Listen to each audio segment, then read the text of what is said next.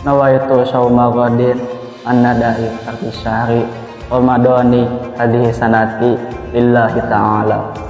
Yang artinya, aku berniat puasa esok hari di bulan Ramadan tahun ini karena Allah Ta'ala.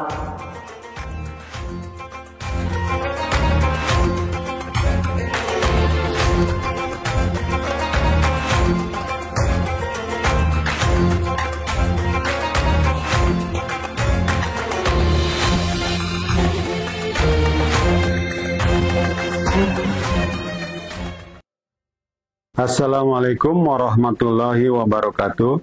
Alhamdulillahirrabbilalamin. Wabihi nasta'inu ala umir dunya wadin. Wassalatu wassalamu ala asrofil anbiya'i wal mursalin. Wa ala alihi wa sahbihi azmain. Amma ba'du.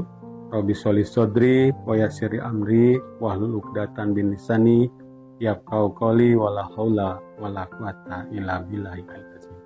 Ananda, siswa-siswi SMP Negeri 1 Cimanggung yang dimuliakan Allah Subhanahu wa Ta'ala. Sebelumnya marilah kita panjatkan puji syukur kehadirat Ilahi Robbi, yang mana alhamdulillah wa syukurillah pada hari ini kita bisa bertemu di sini dalam acara tausiah Nasaci TV. Tak lupa salawat serta salam semoga tercurah kepada junjungan kita Nabi besar Nabi Muhammad Sallallahu Alaihi Wasallam serta keluarga, para sahabat, para tabi'in, para ulama, dan mudah-mudahan kepada kita semua selaku umatnya yang setia sampai akhir zaman.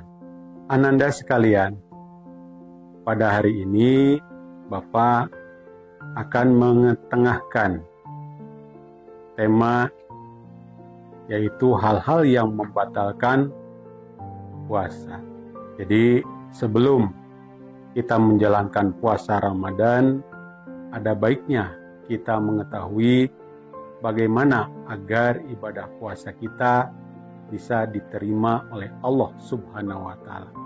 Untuk itu, kita perlu menghindarkan diri dari hal-hal yang dapat membatalkan puasa, agar puasa kita tetap syah. Berikut ini hal yang dapat membatalkan puasa yang tentunya perlu kita ketahui. Yang pertama, hal yang membatalkan puasa adalah memasukkan sesuatu ke dalam tubuh secara sengaja. Artinya, jangan sampai Ananda memasukkan sesuatu ke dalam tubuh melalui salah satu lubang yang berpangkal pada organ bagian dalam atau jauh, ya, mulut, hidung, ya, telinga, dan jika hal itu tidak sengaja, maka puasa tetap syah. Ya, Allah Maha Bijaksana ketika dalam ketidaksengajaan, ya, lupa ataupun tidak disengaja secara tidak kita pahami, itu insya Allah ya puasanya akan tetap terjaga. Yang kedua, yaitu berobat. Berobat seperti dengan cara memasukkan obat atau benda melalui kubul, ya, kubul itu lubang bagian depan, ya, seperti hidung dan yang lain-lain, gitu ya, atau dubur, yaitu lubang bagian belakang.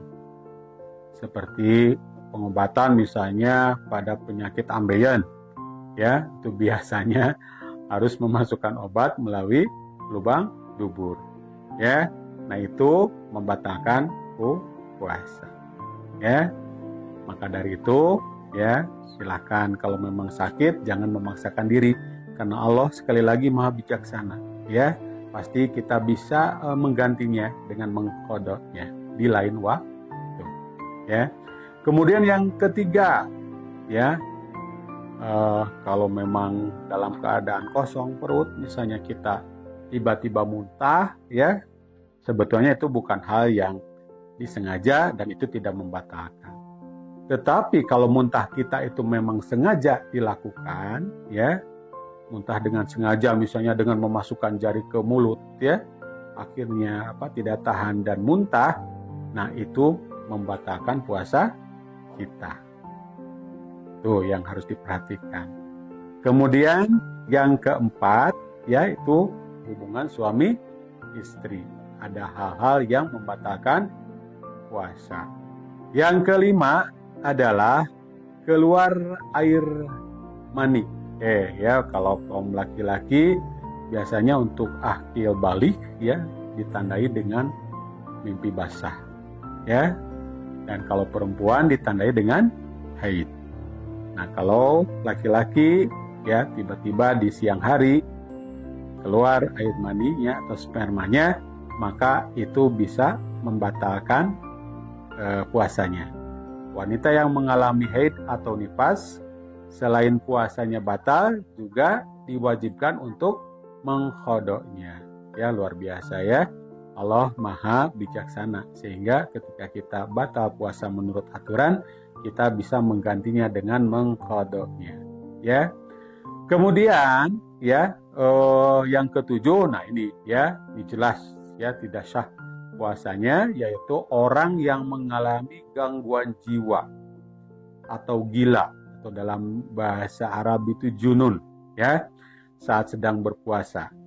Jadi orang yang sedang melaksanakan puasa Ramadan di siang hari kemudian gila, maka puasanya batal. Orang tersebut harus mengqadanya jika ia sudah sembuh, gitu ya.